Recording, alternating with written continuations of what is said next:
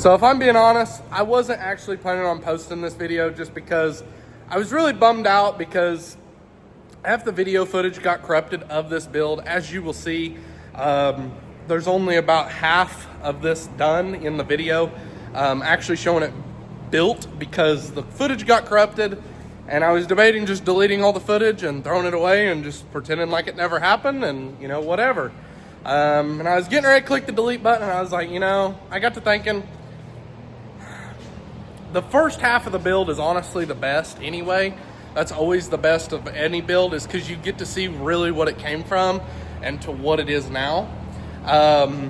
And after a certain point, it's all repetitive anyway. Once you cut out one traction bar, it's all the same. So you'll see about half of this being built in this video, but the rest, I wish I could show it all, but it got corrupted. So this is what we're left with.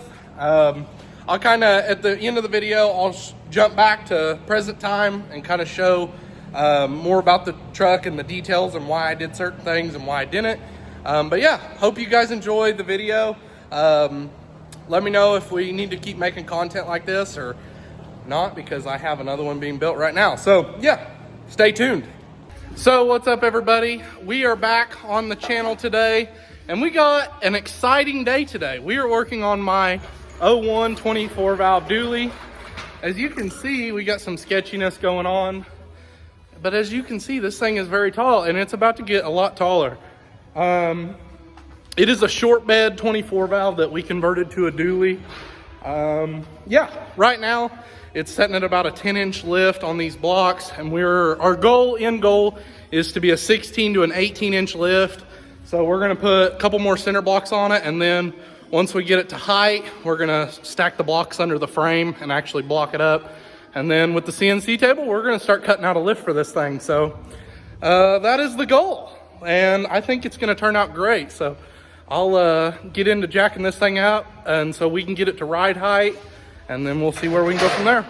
So we are doing this without a 2-post lift or any kind of lifting systems. We're doing this completely old school with center blocks. This is all temporary, like I was saying.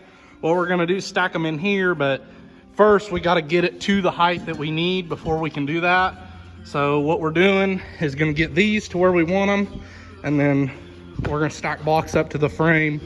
But this is currently our jack setup, because obviously the jacks won't go this tall. Is we have a pallet jack, center block stacked too high, and then the floor jack on it. And we've just continually added blocks to keep going up and up and up. So this is currently what we got going on, which is pretty interesting. So we got this truck blocked up to ride height. We're 3 center blocks tall. These, like I was saying, these ain't where we're actually keeping it. What we're gonna do is put them right under the frame supports, but it was easier to do it this way to get it to the height we needed. But yeah, so this is ride height. As you can see, the flatbed is taller than my regular bed on my 4th gen, and this is on 26 by 16s with 37s and a 6-inch lift. So this thing is a very big truck. I can almost, the mirrors are head height, and I'm very tall. So, and I'm barely taller than the hood. This is a very tall truck. So yeah, this is big. This is very big. I'm 6'4", and I am head height with the headlights. I'm about 1 foot and some change under the mirror. So yeah. So currently rocker panels are setting at 4 foot tall, and wheel wells are head height. So that's very good. That's what we were wanting. This is kind of the height of the truck we were wanting. So now we are going to start building our pillars for the frame. Once we get the stuff out from under the wheels, we'll pull the wheels off and start unhooking the axles and putting them on pipe stands and lowering them down to where we can start fabricating and measuring this lift up and go to the CNC table and cut it out. She's ready to come out. Let this thing down. A little bit more. You have to go up just a hair. Go back up. So this is the old-fashioned way of doing it, without no lift, anything. So this makes things a little bit more tricky, the way we're doing it. But, ooh, barely cleared. But it does work, so. There is the rear axle. We got the front axle out. This is stripped. So she is ready for some fabrication now.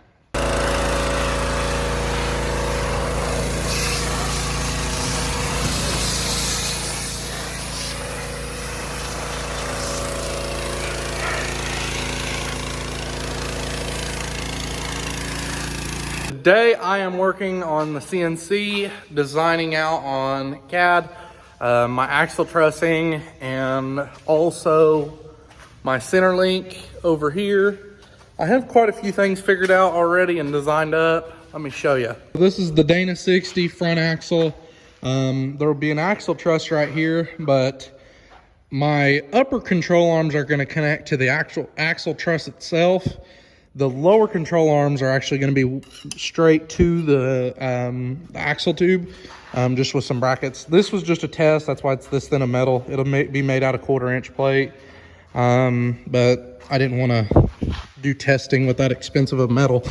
But that'll be just like that, and then buzzed around, and then that's what the lower control arm will mount to, and then the upper control arm that's on top will mount to the big axle truss that's built up.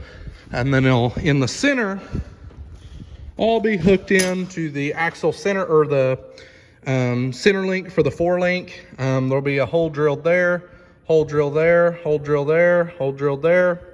And that'll be where the heims come in for the 4-link. And there'll be one of these on each side. This part is the part that you actually see. This part will just have like 15 holes drilled in it, basically. Not that many, but I'm exaggerating, but there'll be a bunch of holes drilled in it.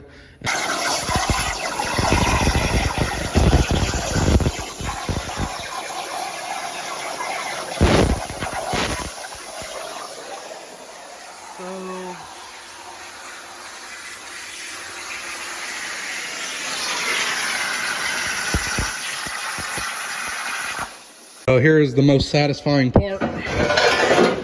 Pulling it out of there.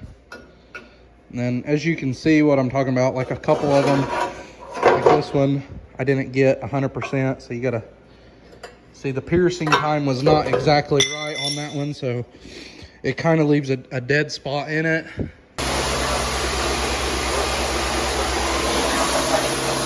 cutting out the axle truss.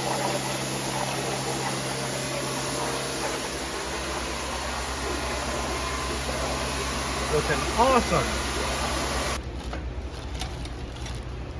So we got our 3/4 bolts for our 3/4 hole heims for the traction bars. And then we have our 24-piece bolts, because I have 12 bolts per center link panel. And we got lock washers, nuts. I wanted to go with grade 8 nuts, but Atwood's only sells like 7/8, 5/8, all that in grade 8. So, but they sell the bolts in grade 8. So I don't understand that, but we got the bolts in grade 8 at least. That's the important part. So washers and nuts are the lower grade, but it should still work. And if we have issues, I'll keep my eye out for grade 8 nuts and I'll change them out later. It's not too hard to change nuts out, so I'm not too worried about it. But yeah, we got everything. Quite a few pounds of bolts. So this stuff's like $4.50 a pound, but it'll work. It's super humid in here right now. That's why I'm dripping sweat right now. But I have been fabricating the axle truss, and this is what I got so far. So I just been heating it up with the torch and hammering it down and tacking it as I go down the line. I got this all tacked up, and then once we get it all tacked up, we'll go fit the axle, make sure we're still all in shape there, and then we'll weld her out. But so far this thing looks good. I'm super stoked with how this is turning out. I'm just heating it up with the torch, getting it cherry, and then hammering it down onto it and just making that shape all the way around. So hopefully it all lines up good and I can tack it all up and make it look good.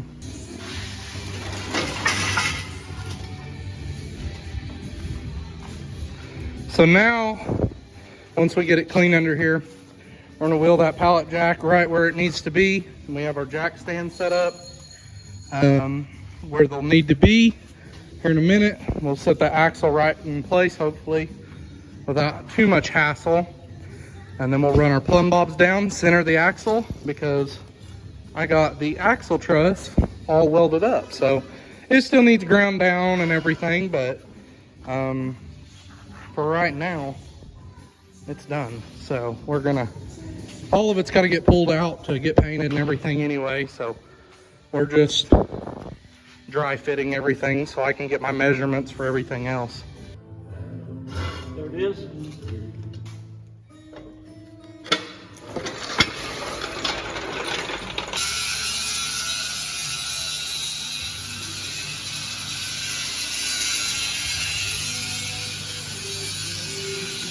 So we had a few nicks in the axle from where we were torching the deals off, so we just welded them and we're gonna grind them down. That's what Dad's doing. But we have our axle sitting really where it's probably gonna go. We're gonna have to do a little adjustment to it, but for the most part, the axle is sitting right where it needs to be, and we have our axle truss ready to go on. So this is the new bags. This is with them almost aired completely out. So we'll air them up and then bolt them up, and that'll give us kind of a somewhat halfway aired up ride height, which is what we want. We also fabricated a cross brace that goes in between the two bag mounts right now, so that goes all the way across between the two. That'll keep that side to side play in them when you turn, kind of like a sway bar in between them. Plus it looks really cool as well. And then we'll probably tie in our panhard bar with it as well, because our panhard is back there. Factory one, they kind of hang on the front of the axle. So we'll probably end up making some kind of adapter plate that goes around this, and that will kind of hold that in place. And then that's where our panhard will go right there, and that'll be quite the spacer too. So panhard will sit there and it'll bolt down to that on the axle truss. But yeah, new pedestals. We went way bigger, but they look really good. I'm stoked with how this thing's coming together. That's all, everything's just tacked in for now because we don't know if we're gonna make any changes. We plan on bolting this in. We just have this tacked so we can kind of build everything off of it. We leveled it and just, you know, welded it in, or tacked it in. But we plan on putting a plate here and then drilling holes. And the plate will actually come quite a bit further. It'll come way out. That way we can get plenty of bolts in it, because we can't bolt in the center because that's where your engine mount is. So can't shove bolts through there. So we got to come out some for the bolts. And then that way this can be removed is the main reason why we're doing this. So it can be removed to be painted. That is our main thing, is that it's got to be removable because we plan on, you know, painting and powdering stuff. So can't paint it or powder it on the truck. So I currently have my cradle all welded up and all the holes are drilled out. I'm waiting on a rivet nut tool to come in, because the bottom bolts, as you can see, I got them drilled through. I can get bolts all the way through the frame on the bottom, but the top up here, there's a fuel tank on the back side, so there's no way of getting rivet or actual bolts all the way through at the top. So what the plan is to rivet nut all of these, and that way there'll be a nut on the back side of the frame essentially, and we'll be able to thread you know, our bolts right in. We'll just get shorter bolts for the top, and really the bottom's what's holding the weight. That's just really for extra stability, and we'll have bolts under here on the bottom of the frame as well, going up through the bottom. So it should be plenty. And then I just fabricated the panhard support. This is what it looks like. It's just tacked up right now onto our center link for our bag mounts. I don't like how much stability we have in that. So what I'm gonna do is weld some bracketry on this to where it'll tie into the factory panhard mount. So this will be held up by that as well, and not just bolted to the bag mounts like that. So I think that'll give us plenty of rigidity in this. And I might make another deal over there just to support this, as really making this as much of the frame as we can. because normally these are hooked to the frame and not, you know, this. So I'm hoping by just putting these extra supports in and shoving a big bolt through that, that'll help that side to side sway and give it enough connectivity to the frame that it holds it true. So we're gonna try that and see how that works. It does look good though. I'm really happy with how this is all looking. That's lined up with our panhard mount there. So as you can see, I already got the Heim in it. Yeah, looks good.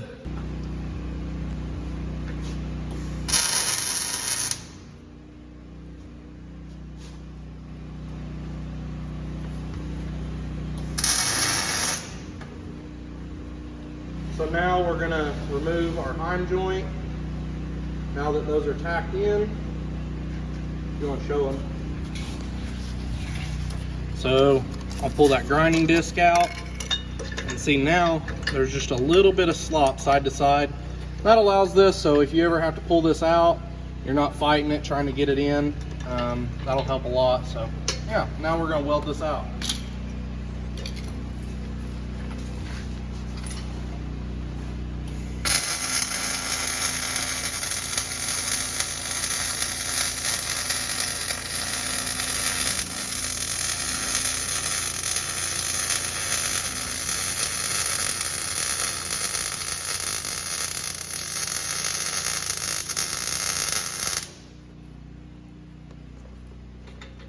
So now, after welding it out, it's not super tight, just a little bit of slack in there. So now we can go ahead and remove that. And that'll make life really easy later on down the road.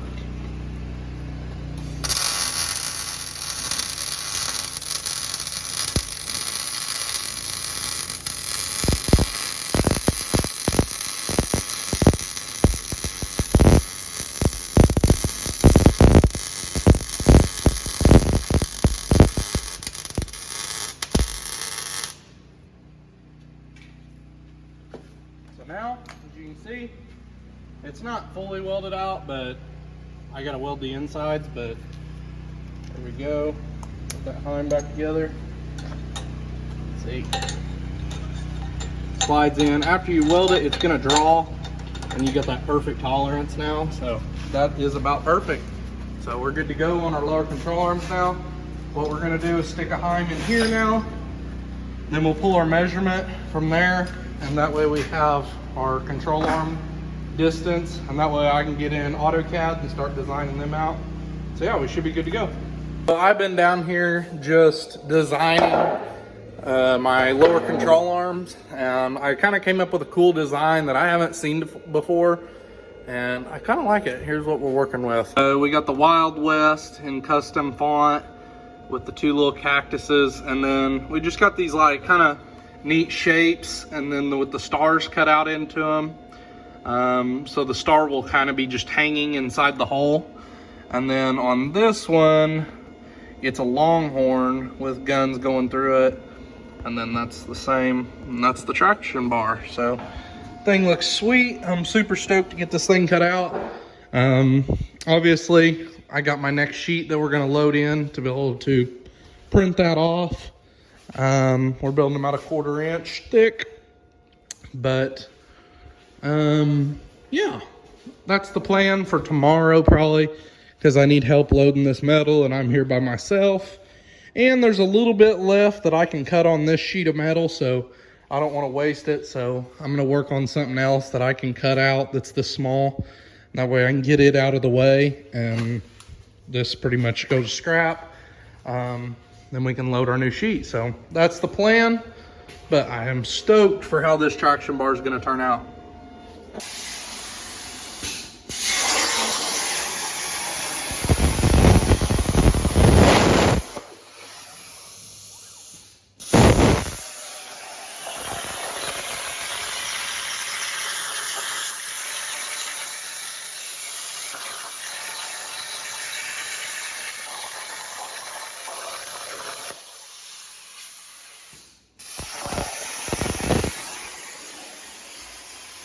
This is about 8 months into the future from the last part you just seen. And the truck is, all the fabrication is pretty well done with the truck. I drive the truck all the time now. And I have been putting off this video. As some of you guys may know, this truck's been done for a while now. And why I haven't put this video out is because my phone corrupted the storage. And so I lost half the footage of this build. So it really discouraged me, and I was so bummed out. I was just like, forget it. I don't want to put a halfway putting out video. I don't want to show it not fully built. But I was getting ready to delete the footage, and I thought, you know, I'd have half of it. And honestly, the first half is the best part anyway, because that shows you kind of the design phase and kind of what's going on. Everything, honestly, after that is just repetitive. So, you know, I figured might as well, someone might get some enjoyment and maybe motivate somebody to build their own truck. So yeah, here's the video. It's plenty long enough anyway, as it is. It's like 20 some minutes already. And I mean, if I was to show everything about this build, this would be a 3-hour long video. So honestly, this video will actually be better with being shorter probably. But yeah, I'm going to show the final result and kind of give you a walkthrough of what the truck looks like now and kind of more details. It is not powder coated yet, but there is more work to be done, but the fabrication is majority of the way done.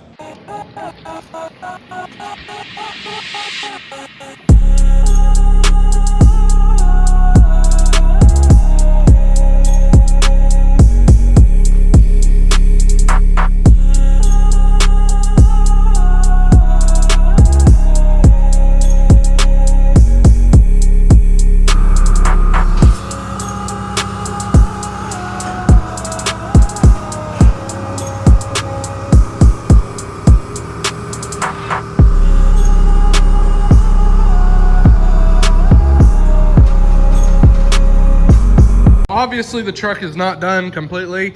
I still got to make overlays for all this, and I got to redo that upper control arm. I cut a little too much out of it. I don't like how it looks, and it's gonna be hard to make overlays. But anyway, I got to make shock mounts still yet for the Fox 2.0's front and rear. I got to make the mounts for them. I got to make overlays for all this. I got to finish my sway bars, front and rear. I haven't even started on the rear sway bar for this. So yeah, there is quite a bit more work. And I am using a switch panel. There it is, there's the manifold. As you can see, this is the switcher to control the airbags. But yeah, here she is. We made a custom grill for it as well. There's still plenty of work to be done to this thing for future videos, but this is a pretty good stopping point for where this thing's at. So yeah, questions, leave them down in the comments. This thing has been a work in progress, and like I said, by no means of the imagination is it complete. There's still tons of work left to do this that we'll complete in a further video. But I wanted to get something out because I haven't posted in a while. So if you guys enjoy this sort of content, please let me know, because I am currently building another one. So we can make another video on that. So yeah, like, subscribe, and let me know if you enjoyed the video.